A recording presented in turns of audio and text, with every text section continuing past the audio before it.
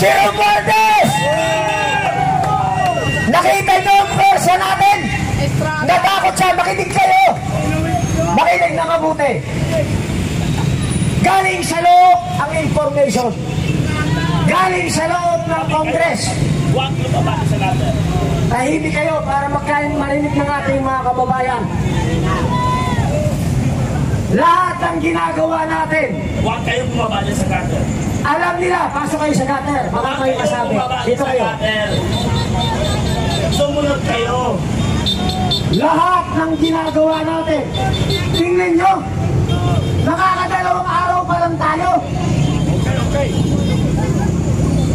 Umalis na sa Romualdez. Lumayas na! Ang buhaya! Ito yung sinasabi natin. Step by step. Kung magrarally tayo sa Luneta, sinong pinapalis mo ron? Si Rizal? Tama! Dahil kung magrarally na sa Liwasang Bonifacio, sinong pinapalis mo ron? Si Bonifacio? Yung nagsasabi na, EDSA! Ang EDSA gastes na yan! Wala na yan! Ang galaw ngayon, pupuntahan natin kung sino muna yung unang kalaban. Sino sunod? Ngayon, nananalo na tayo. Isa na lang, isa. Wala na si Romualdez. Lumayas na! Pero, hindi pa tayo hinito. Mayroon pa! Tanong ko sa inyo, willing pa ba kayong mag-stay ngayong gabi? Magparami pa tayo, tahimik. Tayo ay nagpapasalamat sa ating mga kapatid na kapulisan. Tayo ay nagpapasalamat sa ating mga legislative guard. Kung kami ngayon nakakapagsalita ng mga mura, ng hingmanghang na salita, dahil yun ay sa galit na nasa aming damdamin. Maraming salamat sa ating mga kapulisan. Bakit hindi tayo aalis?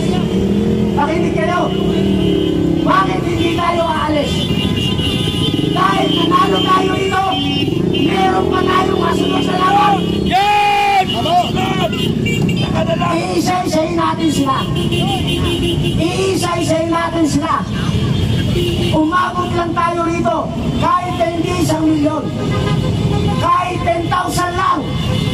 Kahit 10,000. Magpapaalam tayo sa mga kapatid natin kapulisan at sa legislative grant. Babahayan natin yan loob na yan. Yan! Yan! Yan ay sa atin. Tama! Pera natin yan. Tama! Pakain natin yan. Tama! Lahat ng pupuntahan natin lugar, babahayan natin. Yan! Ang mabubuting congressman, kasama natin sa loob. Yan! Tama! Yung masasama, kahit hindi nyo na paalisin, tatakas yan. Lumayas na! Umalis na, kabatan! Basta ang pakiusap ko, makinig lang kayo kasi ang mga retired military, lalo na si General Romeo Puques, ayaw niyang may masaktan sa atin. Tama! Tama! Ayaw na ayaw niya. Tayo gusto na natin makasakit eh. Gusto nga natin pumatay. Sa totoo lang, sa galit. Huwag muna! Pero ang gagawin natin, papatayin natin sila ng dahan-dahan sa paraan na naaayon pa rin sa kagustuhan ng ating mga retired general, lalo na si General Romeo Puques. Palakpakan natin, General Romeo Puques! Sigaw! Maraming salamat, General Romeo Puques, sa pag-guide sa amin at hindi kami nagkakamali sa bawat hakbang na aming gawin. Nanalo na tayo. Tanong ko sa inyo, sinong nagrarally simula January hanggang ngayon ang nakapagpalayas kay Romualdez? Tayo! Tayo! United People's Initiative! United People's Initiative sa tulong ni Congressman Kiko Barsaga. Palakpak! Palakpak! Palakpak! Pakiusap ko, maging matalino kayo sa pagsama sa mga naghihikayat sa inyong rally. Kilala naman ako ng karamihan sa inyo. Tayo rin nakapagpatigil ng unconstitutional lockdown. Tayo nagpatigil napunahan na yan. Ngayon, nanalo na naman tayo. Kanino kayo sasama? Sa'yo, sir! Kay General Romy. Kay General Romy Bugis. Sa United People's Initiative. Tayo lang ang nagrarally na walang permit. Yan! Ito dapat yung maintindihan. Pag sumama kayo sa United People's Initiative, may batas na yan. RA 6735, kahit hindi ka kumuha ng permit, Tama. basta nasa Freedom Park ka. Yes. Yun! Kung tumami kayo, siyempre hindi kayo kasa sa Freedom Park, hindi mo nasa labas. Nakuha niyo yung logic? Yes, sir! Parang walang mapapahamak. Sasama ka sa literal, sasama ka sa iba, kukuha silang permit, magrarally sila kung saan-saan, wala naman doon ang kalaban, mananalo kayo. Hindi! Yung magrarally sa 21, mag-isip na kayo, sumama na lang kayo sa amin. Mike! Lupat! Ulit! Ang panawagan ko, doon sa magrarally sa 21, Wala na yun eh. tanggalin nyo na yung pride, tanggalin nyo na yung political colors, tanggalin nyo na yan. Dapat. Para manalo tayo. Pagsama-sama tayo. Tingnan nyo ba tayo nanalo? Pag hindi tayo sinaway ng ating mga kapatid na pulis, wala kasi nakikita political colors eh. Correct! Yes. Pero kung nakita nila literal, isper siya. Nakita nila Duterte, isper siya. Nakita nyo yung logic? Correct! Oh. Mananalo tayo. Sumunod lang tayo dun sa tamang proseso. Maniwala kayo. Ngayon, ang gagawin nyo nandito kayo ganito. Ikalat nyo na. Kayo ay bahagi na ng history.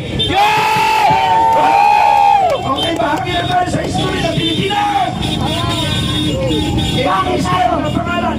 Bakit tayo naging bahagi ng history bilang Pilipino? Kasi na tayo nandito, bobo sa math. Magaling tayo sa history. Okay, sekretary natin, nilista ang grupo at saka mga individual. Ang magagaling sa math, yung nasa loob. Oh. Bakit? Oh. Panay multiple sila. Multiplication ng pagnanakaw. Oh. Okay, ito ang plano. Lahat ng plano natin, sinasabi natin sa mga kapatid natin kapulisan. Nakikipag-usap tayo. Hindi tayo yung pisang papasok, tapos galit tayo sa kanila. Karamihan na nagrarally, kapag ka nandyan pulis, nagbabantay galit. Anong kinalaman ng mga kapatid natin pulis na utusan lang sila? Pinapagod lang sila ng ating congressman. Ngayon, yung mga ungas, rally rito, rally ron, apply ng permit. Ano nangyayari? Pandemic, lockdown, walang face mask, bakuna. Eh bakit nakakapag-rally kami kahit walang permit? Kasi ang gamit namin, United People's Initiative. Hindi nyo kailangan ng permit. Sasali sa yung iba kasi tapos na. Huling salita ko sa inyo lahat ng nandito. Ulitin ko may pagmamalaki nyo sa pamilya.